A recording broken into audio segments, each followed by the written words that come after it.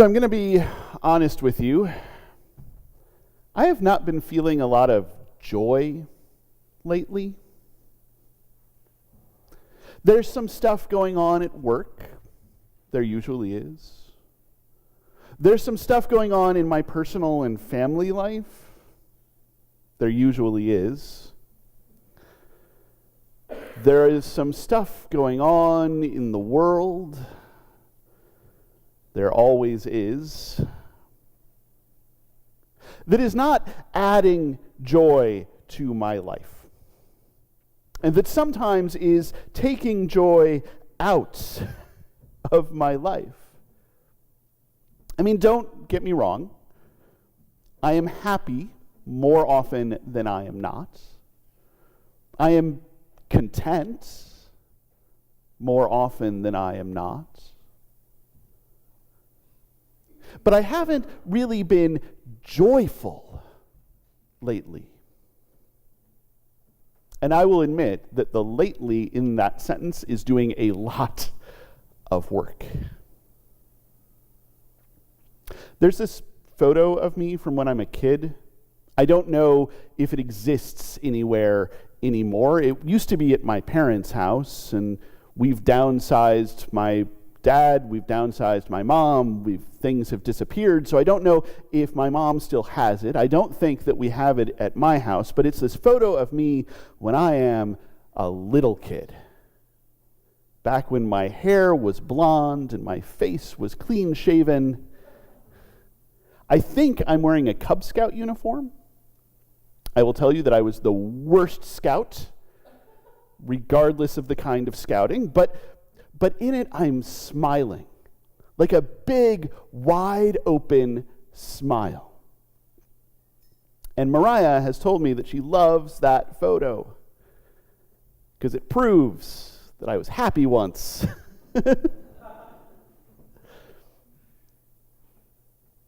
When I was a child, I feel like I was joyful.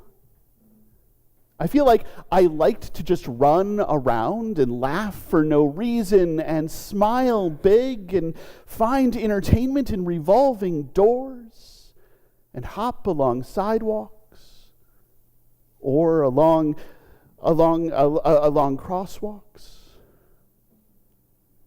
I feel like things were more joyful when I was little. When I was a child, I spoke as a child. I laughed as a child. I played as a child. But at some point,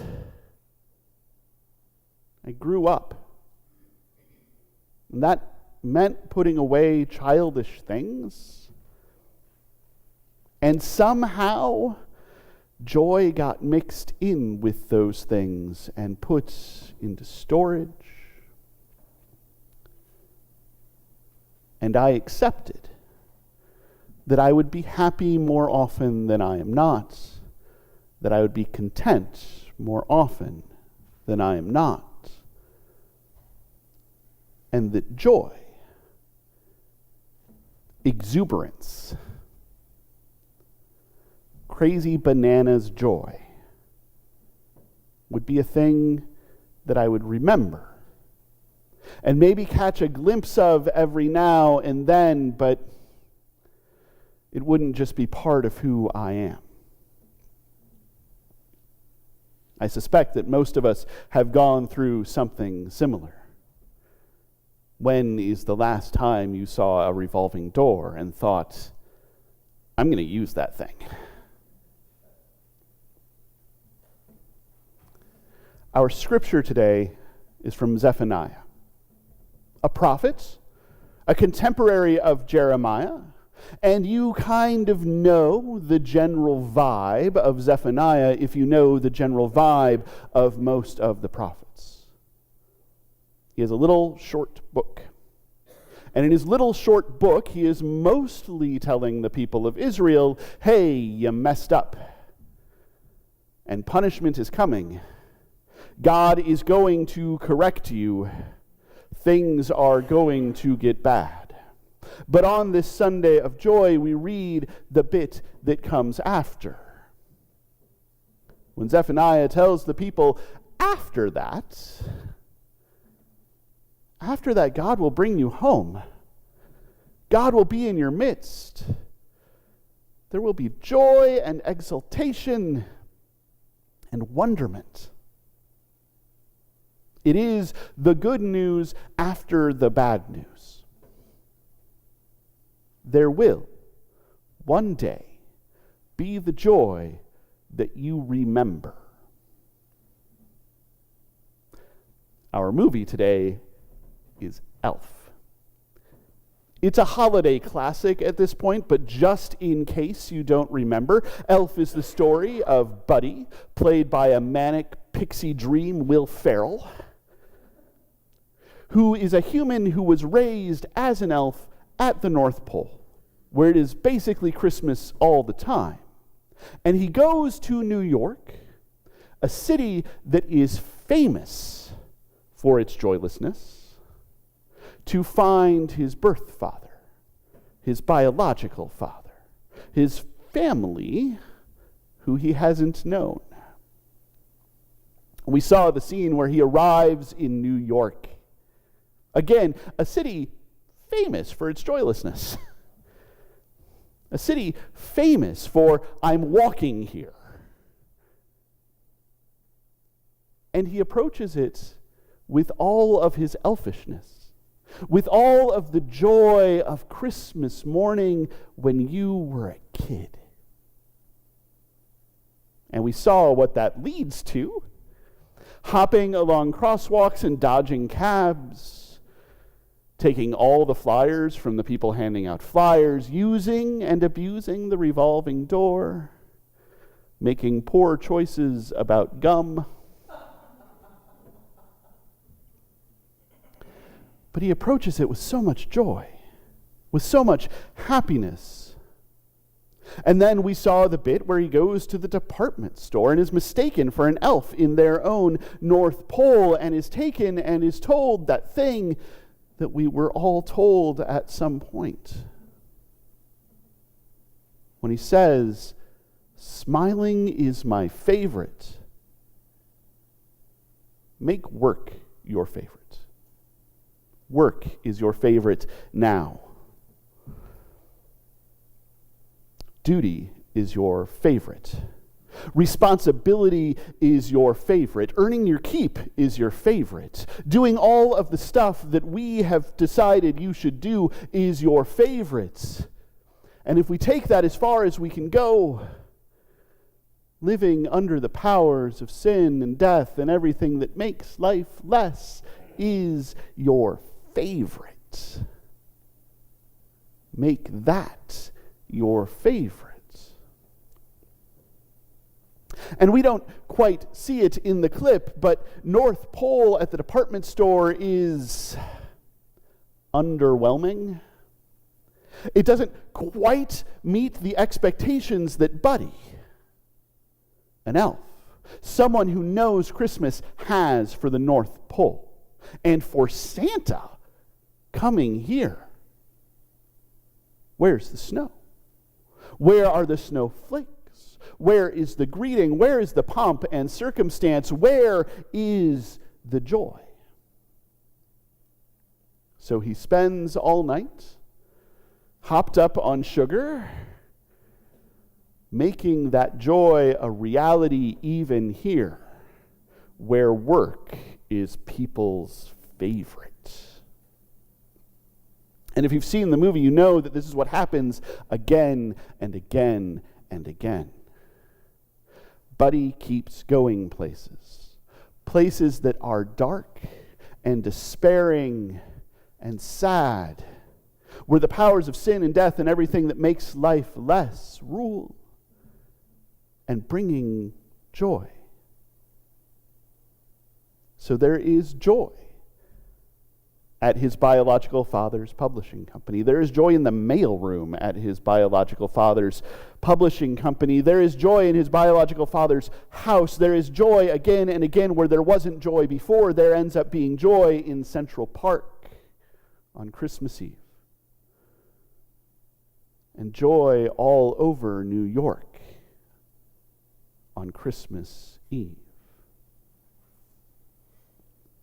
Joy. Joy is a little act of revolution. Every act of joy is a little act of revolution against the powers of sin and death and everything that makes life less. Those powers that tell us that work should be our favorite, that responsibility should be our favorite, that duty should be our favorite, that following them should be our favorite. All of those things that take our joy away. Joy is a little act of revolution. And it might not seem like a lot to laugh. It might not seem like a lot to smile. It might not seem like a lot to leap and jump and dance and just be exuberant in this world that God has created and given to us. But that little bit is enough to start the dominoes falling, to start the world changing, to start the world turning. Joy can change things. The hard part, of course, is when you haven't really felt joy in a while, you can't just wait for it to show up.